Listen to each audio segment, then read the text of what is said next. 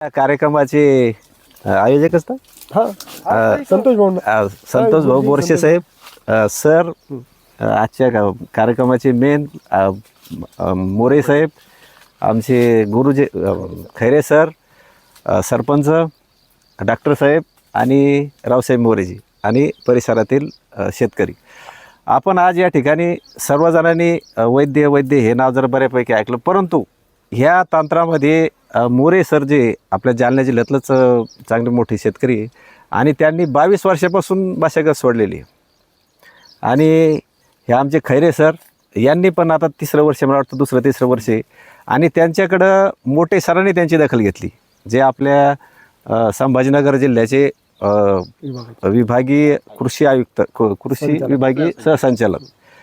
त्याच्यामुळं काय व्हावं लागलं की हळूहळू याचं प्रस्ताव हळूहळू वाढतं आहे. आणि मोरे सरांच्या मी शेतीत गेलो होतो मागच्या वर्षी, योगायोगाने आमची भेट, आमचा स्टॉल होता हे मोरे सर आमचा जालन्याला. त्यावेळेस मोरे सर आमच्या कृषी शासनासोबत आले होते. त्यावेळेस भेट झाली आणि त्यांच्या शेतीत जायचा योग आला. त्यावेळेस असं लक्षात आलं की आपली जी जमीन आहे तर ती आता हळूहळू कडक होत चालली आहे.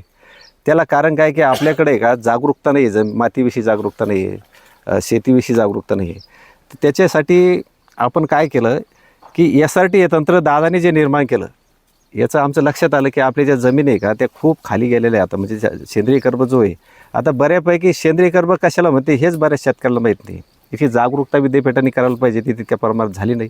जरी सेंद्रिय कर्ब माहीत झाला, हा शब्द कानापर्यंत जरी आला, तरी तो रिपोर्ट जो सेंद्रिय कर्बाचा येतो त्याच्याही साक्षरता नाही. आणि त्याच्यानंतर बल्क डेन्सिटी कशाला म्हणते, हा तर विषय खूप लांबची गोष्ट आहे. बल्क डेन्सिटी म्हणजे मातीची कंडक्शन सुधारून माती आपल्या शेणखतासारखी होणे. आज जी मोरे साहेब आहे ती माती आणलेली पाहून घ्या तुम्ही इकडची माती घ्या हातात आणि तिकडची माती घ्या हातात, तर ती एकदम शेणखतासारखी माती होती. म्हणजे याचा अर्थ काय होतं की जमिनीची कंडक्शन सुधारून, मातीची कंडक्शन सुधारून पीक वापशावर लवकर आल्यामुळं पाण्याचा निचरा चांगला होतो सर. आणि पाण्याचा निचरा झाल्यामुळं जमीन लवकर वापशावर येते आणि पीक जमीन वापसाला आल्यामुळं पिकाची वाढ चांगली होती आणि रोगप्रतिकार क्षमता पिकाची वाढते.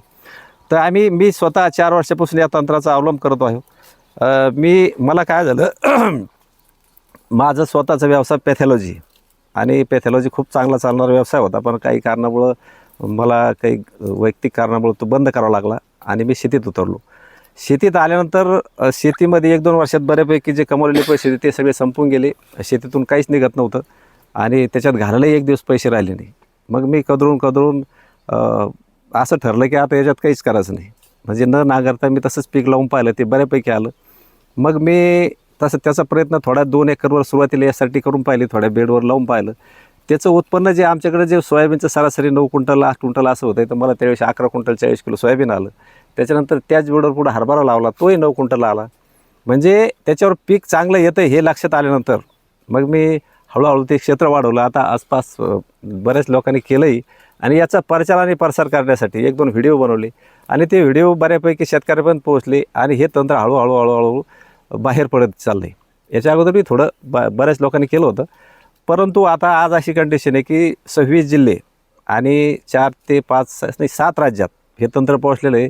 त्याच्यापैकी एक सगळ्यात मोठा शेतकरी आहे आमच्याकडं की जो या तंत्रात गुंतला. कर्नाटकचे राजशेखर अंगडी हे स्वतः त्यांच्याकडं ऊसाचा कारखाना आहे, स्वतः शुगर फॅक्टरी. त्यांचं 300 एकर त्यांनी यासाठी खाली आणलं आमच्या, म्हणजे फक्त इथून आम्ही फोन करतो, हिंदीत तोडकं मोडकं ते ऐकतात, बोलतात, करतात. त्यांनी 300 एकरवर त्यांना जे रिझल्ट आले का, तर ते आज ते स्वतःच इतके खुश आहेत. तर सगळ्यांनी याच्याकडं लक्ष देऊन थोड्या प्रमाणात हे करायला काही हरकत नाही. आणि SRTतून झालेले फायदे, आता मी माझ्या तर जमिनीत 4 वर्षापासून कुठलेही नांगर वखर मोगडा किंवा खुरपण कुठलंही त्याच्यात अवजार मी वापरलेलं नाही. SRTमध्ये असं म्हटलं जातं की तणनाशकांनी शेती केल्यामुळं आपण ग्लायफोसेटला अवजार म्हणतो. आता बऱ्याच शेतकऱ्याचा असं गैरसमज आहे की तणनाशकानं जमीन खराब होती, परंतु जमिनीचा जो पोत आहे तर तो आज मोठमोठे आपण जे ट्रॅक्टरच्या नांगरटी शेतात टाकतोय, कितीतरी टनाचे ट्रॅक्टर त्याच्यात फिरवतोय, वल्ल्यात फिरवतोय, 2-2, 3-3 वेळेस तो त्याच्यात एका सीझनमध्ये ट्रॅक्टर चालवतोय. एक नांगरट केली म्हणजे एक मोठा लागलेला वनवा, एक धान्य भूकंप आणि एक मोठा महापूर एवढं नुकसान आपण एका नागरिकतेने करतोय. त्याचं जर सोप्यात तुम्हाला समजून सांगायचं म्हटलं तर आपण ज्यावेळेस 45च्या तापमानात आपण ज्यावेळेस रोडनं फिरतो किंवा मोटरसायकलवर कुठेतरी लग्नाला जातो त्यावेळेस आपल्याला झाडा दिसतात, 5 झाडा, त्याला आपण मृगजळ म्हणतो. ते मृगजळ म्हणजे आपल्या जमिनीतला सेंद्रिय कर्ब आपण नांगरटी करून तो आपण जाळाला टाकतोय. फक्त याची जागरूकता आपल्याला नाही आहे, आम्हाला ती जागरूकता झाली म्हणून आम्ही मशागत बंद केलेली. आता बरेच शास्त्रज्ञ सांगतात की तणनाशकांनी जमीन समजा खराब होती, तर मग त्यांना विचारलं पाहिजे की बाबा मग जर तुमचा सेंद्रिय कर्ब काय समजा जमिनीचा जो सेंद्रिय कर्ब आहे तो कशाने वाढायचा, त्यांच्याकडे उत्तर नाही. जमीन आपली अशी आहे की मातीच्या जर समजा 1 क्विंटल मातीला 2 किलो बायोमास जायला पाहिजे. आज आपण तो देत नाही आहे आणि आता मोरे साहेबासारखे आमच्यासारखे काही शेतकरी जागरूक झाले, आम्ही आता बऱ्यापैकी देतो आहे. आपल्या जमिनीचा हरित क्रांती यायच्या अगोदर जमिनीचा सेंद्रिय कर्ब होता 0.7 ते 1% तो आज पोहोचलेला आहे सरासरी 0.2 ते 0.3. बऱ्यापैकी सेंद्रिय कर्ब मराठवाड्यात तरी असेच सेंद्रिय कर्ब आहे आता. आणि 5 वर्षात मी त्याच्यात गुंतलो. मी पिकाचे पूर्ण अवशेष जमिनीच्या खालचे जमिनीत ठेवतो, वरचंही जे असा तर ही मका आहे समजा याच्यातलं मकाच फक्त देतो, याचं कट्टी करून तो याच्यातच पांगवतो. आणि माझ्याकडे 10 देशी जनावरं मी हौशीनं पाळलेले आहे. ते 10 देशी जनावरांचं 5 एकरमध्ये दरवर्षी मी त्याच्यात शेणखत टाकून माझ्या जमिनीचा सेंद्रिय कर्ब आज 2.54% आणि त्याची दखल ग्रो इंडिगो कंपनीने घेतली. ग्रो इंडिगो कंपनी म्हणजे कार्बन क्रेडिट खरेदी करणारी अमेरिकन कंपनी. मैको आणि ग्रो हे 2 कंपनी मिळून एक जॉईंट ग्रो इंडिगो कंपनी तयार झाली.